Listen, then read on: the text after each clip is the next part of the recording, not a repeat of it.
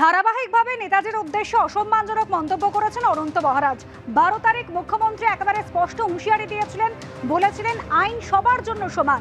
আর আজও সমালোচনা করে বলেছেন ক্ষমার অযোগ্য অপরাধ করেছেন অনন্ত মহারাজ।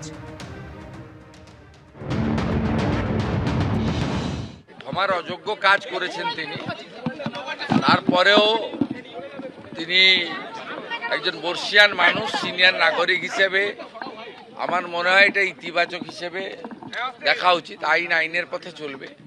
বিভিন্ন থানায় এফআইআর হয়েছে, 5 জন গ্রেপ্তার হয়েছে, 282টা পোস্টকে টেকডাউন করা হয়েছে, ডিলিট করা হয়েছে, ফেসবুক অ্যাকাউন্ট বন্ধ করে দেওয়া হয়েছে পশ্চিমবঙ্গ পুলিশের পক্ষ থেকে অভিযোগ করে প্রায় 282টা। 5 জন গ্রেপ্তার হয়েছে, স্পেসিফিক 6টা এফআইআরও হয়েছে। আইনের পথে চলবে, ওটা নিয়ে আমি কিছু বলবো না। কিন্তু উনার বয়স দেখে আমি বলবো যে উনি যেটা কাল মধ্যরাত্রে নিজের ফেসবুক অ্যাকাউন্ট থেকে করেছেন এবং আলাদা করেও ভিডিও করেছেন, এটাকে ইতিবাচক হিসেবে দেখা উচিত। এবং এটা থেকে সবাইকে উনি নিজেও বলেছেন যে পরবর্তী মন্তব্য থেকে সতর্ক থাকবেন। ভালো, আমি জানি না ওর মাথার ঠিক আছে কি নেই, তবে উনি যা বলেছেন তার দায় দায়িত্ব বিজেপিকেই নিতে হবে।